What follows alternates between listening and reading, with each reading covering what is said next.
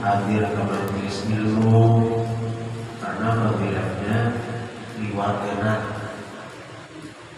orang yang hadir di majelis ilmu makanya kita alhamdulillah waktu antara subuh sampai zuhur sampai Jumatan alhamdulillah kita kawa mengisi dengan hadir ke majelis sholawat, majelis ilmu. Nah ini anugerah Allah yang besar nih, karena pahalanya lebih besar daripada sembahyang 1000 rakaat sunat. Pahalanya lebih ganal daripada membesuk 1000 orang sakit. Pahalanya lebih utama daripada mengantar 1000 jenazah kali yang lahat. Dan orang-orang yang menuntut ilmu, orang-orang yang hadir ke majelis ilmu, itu orang-orang yang Allah bebaskan dari api neraka. Jadi kalau orang memang sudah dikehendaki Tuhan cagaran masuk neraka, itu yang pertama-tama dahulu Allah cegah dia untuk menuntut ilmu. Hatinya berat untuk tolak ke majelis ilmu. Hatinya itu kada terbuka untuk hadir ke majelis ilmu. Nah ini ada tanda, ada ciri orang ini kada dikehendaki Allah kebaikan.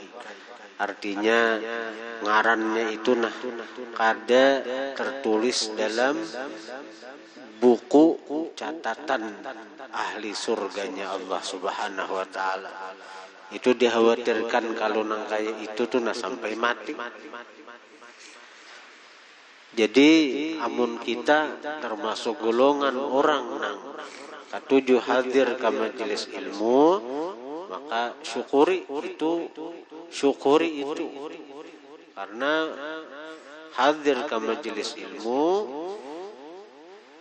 merupakan nikmat yang besar yang Allah berikan kepada hamba-hambanya, dan itu merupakan ciri bahwa orang yang suka hadir ke majelis ilmu itu akan Allah bebaskan dari api nerakanya Allah Subhanahu wa taala.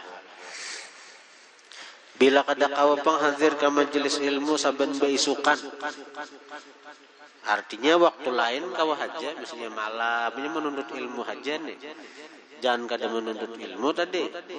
Ini kisahnya nih, amun beisukan itu kawa menuntut ilmu, gunakan untuk menuntut ilmu haja. Bila kada kawa apa? Nah, yang kedua, bahwa engkau tidak kuasa menghasilkan ilmu yang bermanfaat,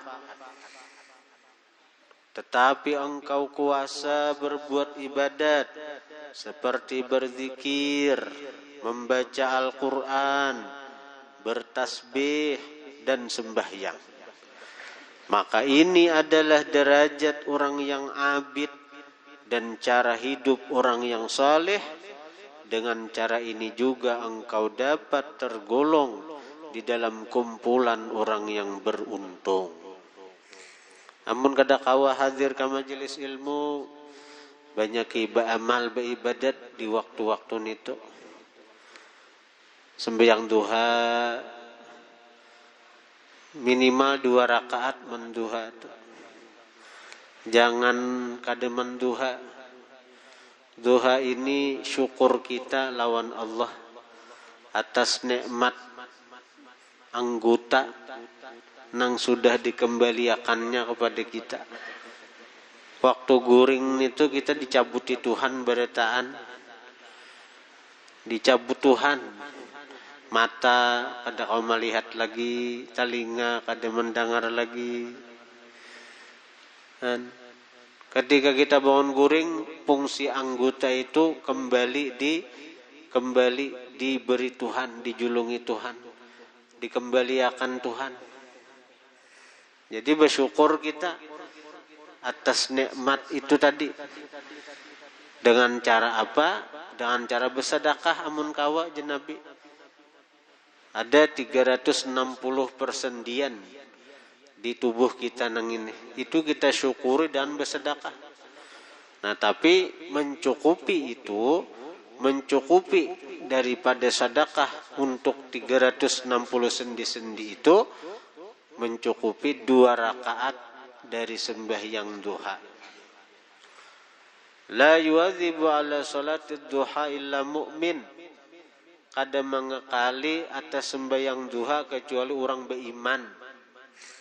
Kecuali orang yang beriman di sisi Allah. Artinya iman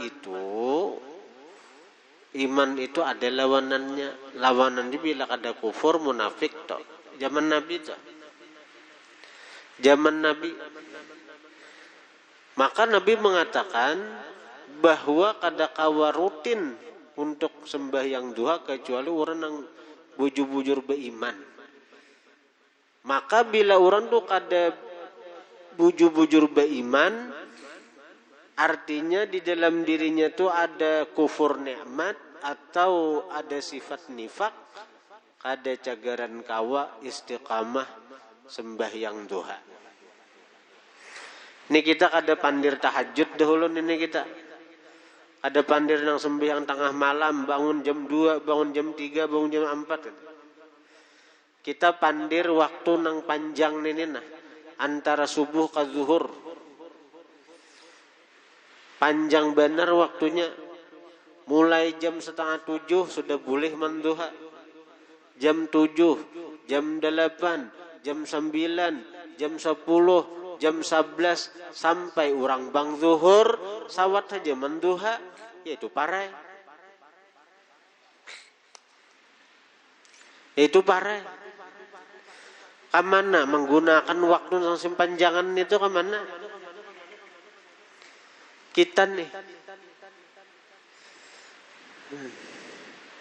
Lain awak ada nyaman, awak garing, ini awak sehat. Awak sehatan. Lari pagi kawah aja. Main bal kawah aja. Kenapa kita kada kawa? Kada ada alasan sebenarnya kita meninggalkan sembahyang duha ini. Memang hukumnya sunat, tapi sunatnya sunat muakkad. Nabi itu kada pernah meninggalkan duha walaupun sidin di perjalanan, apalagi di Madinah. Apalagi di Madinah, di perjalanan aja sin tulak ke mana kah? Kada meninggalkan menduha tu sidin. 2 rakaat barang, kada kawa 4 nang kaya orang. Amun Rasulullah tu 8 rakaat lagi sidin duha tu. Rasulullah tu 8 rakaat menduha. Kita kada kawan itu 2 rakaat barang, 2 rakaat aja nah. Aku banyak keadaan mengkada di waktu duha dapat fadilat duha. Nang pandi intinya apa? Intinya kita mengisi waktu yang begitu panjang itu dengan duha, dengan sembahyang.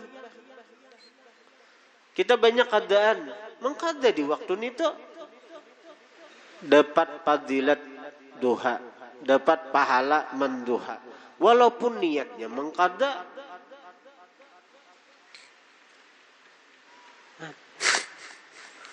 Orang yang sembahyang duha itu diberi Allah rezeki zahir batin.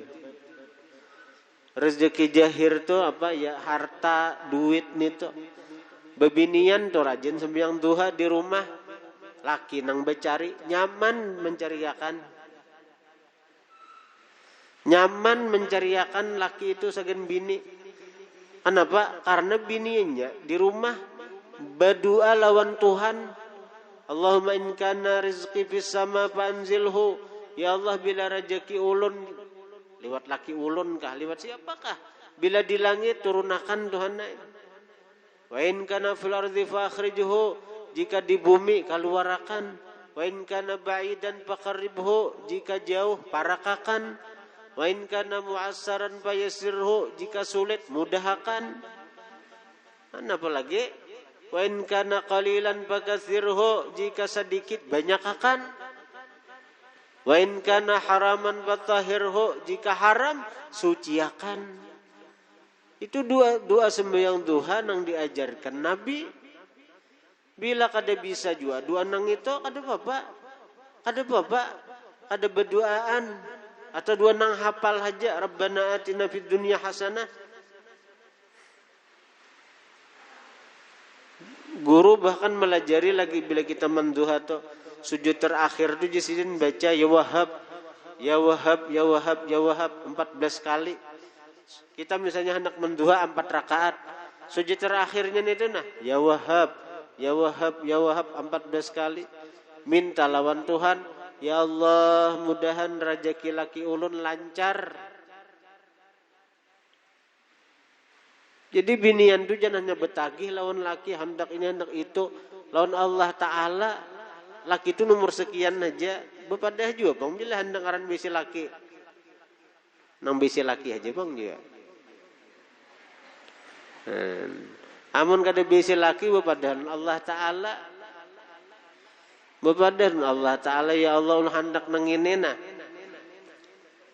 Hendak nang apa? Hendak harta kah? Hendak laki ke bapak dah juga. Napakah nang penting kita balapur ke Allah Ta'ala. Balapur ke Allah Ta'ala. Kayak apa cara balapur? Tuhan sudah melajari kita lewat perantara baginda Nabi. Ya sembahyang duha nih tuh, ini waktu nang panjang nih nah. Kemana kita gunakan waktu nang panjang nih? Guring aja kah? Orang yang sembahyang duha itu disayangi Tuhan. Orang yang rutin menggawi duha itu dicintai Tuhan. Dah hendakkah kita dicintai Tuhan? Dah hendakkah kita disayangi Tuhan?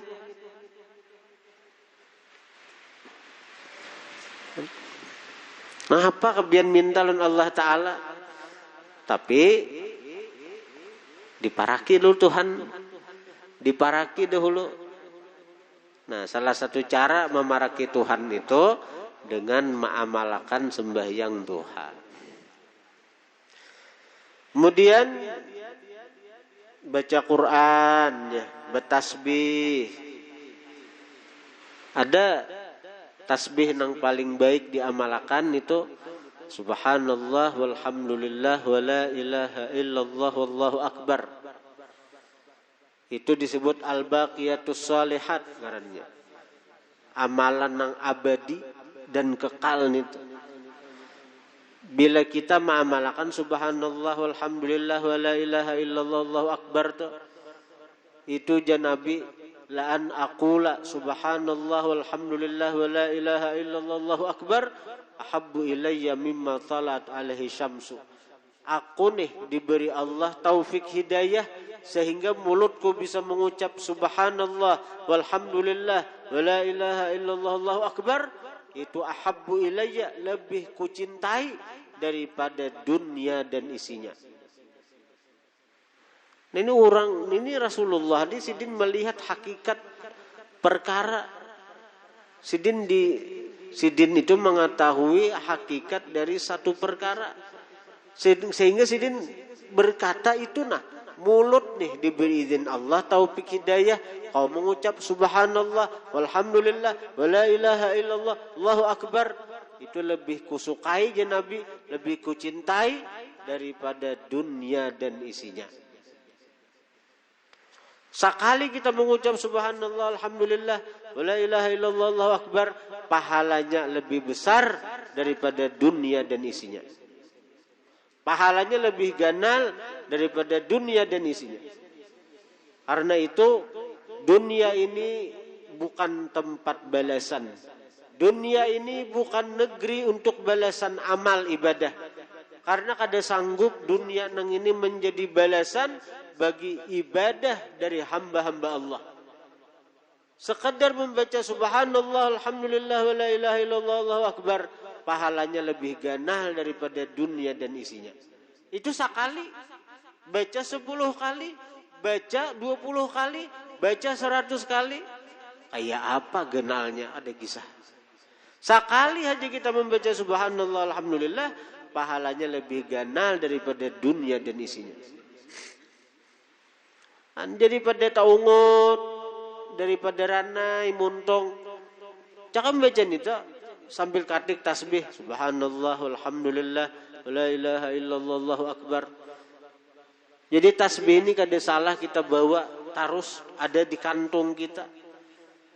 Kita rana-ranai, nah, kita lihat tasbih di kantong, ambil, baca, subhanallah, alhamdulillah, la ilaha illallah, allahu akbar. Sekali membaca itu lebih besar daripada dunia dan isinya. Sekali aja. Harjuk aja tasbih ini daripada disaranakan dibawa tarus tasbih ini. Hamilus subhah yuktab minal musabbihin. Orang yang membawa tasbih ditulis termasuk orang yang selalu bertasbih. Ini dorongan dari baginda Nabi melalui seorang wali yang berdapat sidin. Ujar Nabi, orang yang membawa tasbih itu dicatat sebagai orang yang berzikir kepada Allah, sama adalah dia menggunakan tasbihnya atau kada. Sekadar kita membawa tasbih, kita diberi Allah pahala seperti orang selalu bertasbih. Walaupun kita kada bertasbih, walaupun kita kada berzikir. Ini nampak?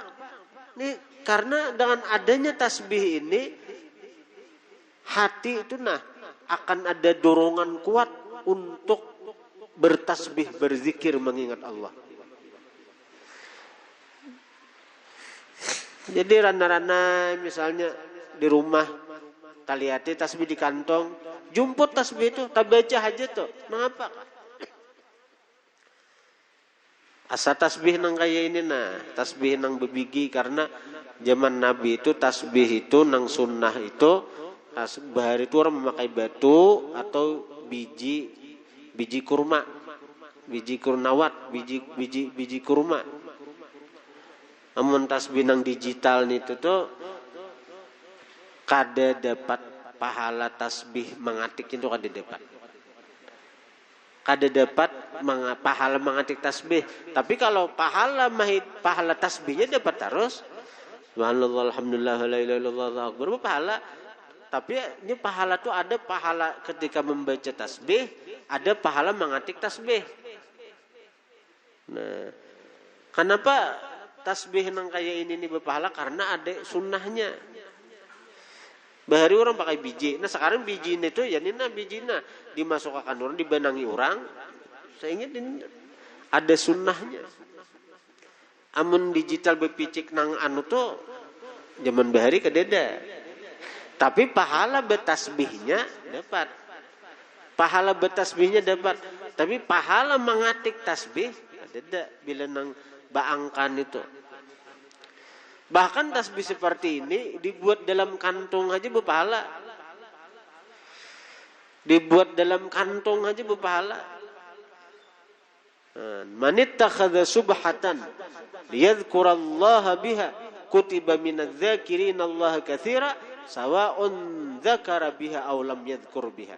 Siapa mengambil tasbihna, maka dia ditulis termasuk orang yang selalu berzikir akan Allah, sama adalah dia berzikir dengan tasbih itu aw lam yadhkur biha, atau dia kada berzikir dengan tasbih itu. Hadirin hadirat yang dirahmati Allah. Nah, karena itu di waktu nang panjang ini kita isi dengan kebaikan. Bila kada kawa menuntut ilmu, kada kawa hadir ke majelis ilmu, gunakan dengan ibadah seperti sembahyang, seperti artinya berzikir, bertasbih, bersolawat. Alhamdulillah pada hari ini, pada pagi hari ini, di waktu nang mulia, di tempat nang mulia, kita diberi Allah taufik hidayah untuk membaca salawat untuk makhluk yang paling mulia, yaitu junjungan kita Nabi besar Muhammad sallallahu alaihi wa alihi wasallam.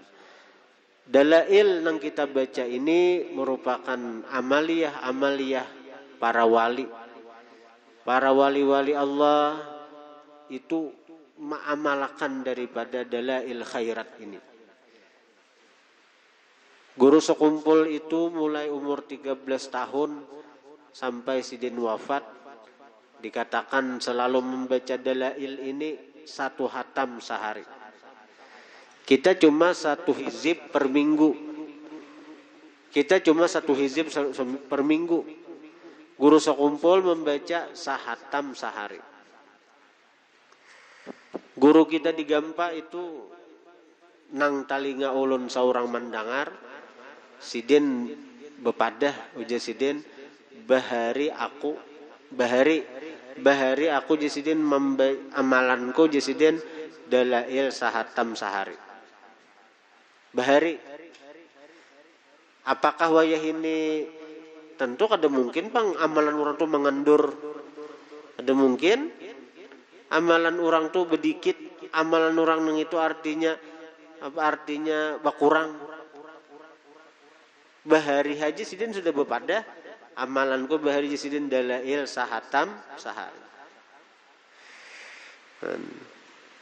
Dan lihat kayak apa berkahnya orang-orang yang mengamalkan dalail ini. Kita kada kawa kayak orang-orang yang sahatam sehari, paling tidak amun kawa sahizib sehari. Kayak ini kan ini hizib Senin awal, baca hari Senin. Kayaknya isuk hizib Selasa, baca hizib Selasa. Isuk hari Rabu misalnya, baca hizib Rabu. Hari Kamis baca hizib Kamis. Hari Jumat baca hizib Jumat. Hari Sabtu baca hizib Sabtu. Hari Ahad baca hizib Ahad. Malam Senin baca hizib Senin akhir. Karena hari Senin karena beisukan atau siang baca pulang hizib Senin awal. Amun kawa. Mudahan kaina kawa. Wayah ini belum kawa. Mudahan kaina kawa. Kitabnya sudah diberi juga. Artinya bila belum ta'amalakan dalail ini paling tidak seminggu sekali bareng kita berkumpul di sini untuk membaca dalail. Seminggu sekali di hari Jumat pulang. Di tempat yang mulia masjid pulang. Jadi itu apa gunanya kita meniru amalan wali itu? Kita nih meniru amalan wali itu sebenarnya kita nih berjalan di jalannya wali. Kita mengamalkan amalan wali itu hakikatnya kita nih berjalan di jalannya wali. Bila kita berjalan di jalannya wali, kaina insyaallah kaina kita akan dimasukkan orang ke dalam kendaraannya para wali. Maka bila sudah termasuk ke kendaraan para wali, kita santai aja sudah karena orang yang membawa kita sehingga tiba-tiba sampai ke tujuan. Asal berjalan di jalan wali. Ini jalan wali nah. Kita jalan di situ. Walaupun kita berjalan di jalan wali ini tasusumbalit, tarabarabah, itu kinayah daripada kita ni maksiat. Kita ni berisi amalan wali, kita amalkan amalan wali. Kayaknya kita tagawi maksiat. Paribasannya toh. Kita ni amalan wali, tapi kadang-kadang kita ni kalah lawan nafsu, tagawi maksiat lah. Kada tagawi maksiat, mengantuk lah, taguring-guring. Kada terbaca amalan wali, kita karasi, bangun pulang. Kalau perlu berdiri kena. Yang penting kita karasi untuk tetap mengamalkan amalan si wali ini. Nah, karena akhirnya orang ini mengontrol aja nih. Karena kendaraan yang lewat tuh nah. Kendaraan yang berjalan tuh melihat kita nih tara berabah, tasusumbalit berjalan. Jurang maras nih tuh, ayo masukkan ke motor kita. Bila sudah dimasukkan ke motor orang, berabah aja kita nah berabah. Guring aja kan lagi. Tahu-tahu sekali bebuncalak sampai ke tujuan. Sampai ke Banjarmasin paribasanya. Nah itulah hikmah kita berjalan beramal amalan para wali. Bila kita nih mengamalkan amalan bubuhan wali, karena suatu saat walaupun kita ini tagawi maksiat, tagawi dosa, terus nih karena ada dijazab Tuhan, ditarik Tuhan. Kita nengin nih akal basyariah kita ini ditarik Tuhan sehingga diganti akal rabbaniyah, tahu-tahu sampai kita ke hadrat Allah. Entah pabila wallahu alam. Pabila kada tahu kita anugerah nih. Kalau kita mengamalkan amalan wali, karena ada dijazab Tuhan, ditarik Tuhan, tahu-tahu kita sampai ma'rifat kepada Tuhan. Itu tapi bila kita nih kada amalan nurang, amalan kita ini nah amalan nang nafsu kita nang baatur amalan ini kada dia menurutnya amalan nurang. Itu ibarat berjalan tuh jalan menyaurangan. Orang tuh hendak ke Banjar, kada mau jalan biasa, jalan orang kada mau, ya jalan hendak mahantas saja. Jalan hendak mahantas, hendak pikirannya lakas sampai. Jadi jalan hutan nah, jalan hutan sekira lakas tembus ke Banjar. Nah, itu berbahaya. Berbahaya. Karena jalan yang mahantas itu jalan hutan itu bisa ularnya banyak. Rintangannya banyak, binatang buasnya, belum perampoknya. Jangan coba-coba kita hendak menyimpang daripada jalan salaf kita. Jangan hendak mencoba-coba kita ini menyimpang jalan daripada ulama-ulama kita. Kita hendak jalan seorangan aja. Amalan dapat di buku, amalkan. Dapat di Google, amalkan. Oh ini harat kada diguruakan. Itu lain jalan orang itu. Itu jalan nafsu, jalan menyimpang. Kada mau sampai itu. Kada mau sampai. Karena ibarat jalan itu jalan hutan, ularnya banyak, binatang buas yang lain banyak, belum perampoknya. Hendak sampai ke tujuan, di tengah jalan bisa mati sudah orangnya. Nah, jadi amun kita jalan-jalan orang, pian ni amalakan dalail ni. Amalakan dalail di jalannya para wali. Amalakan dalail. Nang kaya apakah kelakuan kita masih?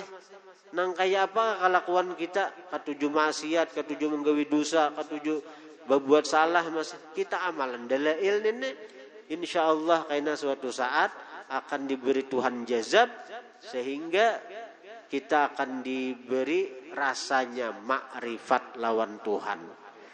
Dan sebagaimana yang diberi kepada para pendahulu-pendahulu kita. Dan jadi dalail ini amalan para wali Allah Subhanahu wa taala. Nah, ulun bacakan sanadnya dulu nah. Ini kan hizib. Alhamdulillah ulun dapat sanad ijazah dalail ini dari almarhum Guru Sokumpul. Beliau daripada Guru Sidin sekaligus Julak Sidin, Guru Saman Mulia atau Guru Saman Bujang. Beliau daripada Syekh Dalail Khairat di Masjid Nabawi, itu As-Sayyid Ahmad Bahari. Itu ramai benar orang baca dalail itu di Masjid Nabawi Madinah. Wah ini ngalihai.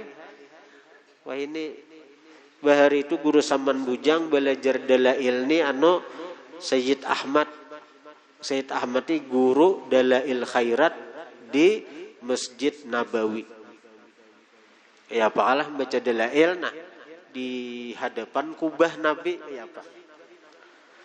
Nah, baca dalail di hadapan kubah Nabi. Namun orang yang sudah ziarah ke sana, naik haji umrah, bayangkan aja itu ziarah sir ngarannya. Ziarah sir. Orang-orang kasyaf melihat roh kita ada di sana.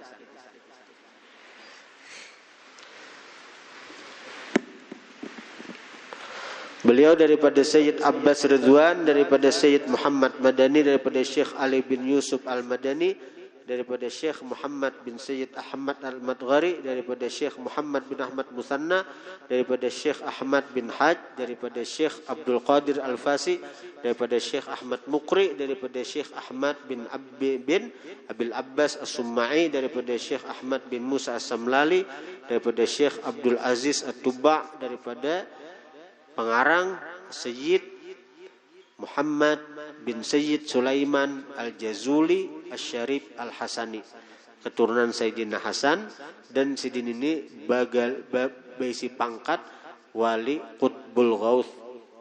Jadi pengarang dalail ini kada alang pangkat kewalian Sidin Qutbul Ghauth pada zaman Sidin. Nah, dan ini sanad ulun ijazahkan dalail khairat kepada pian barataan. Al-Fatihah.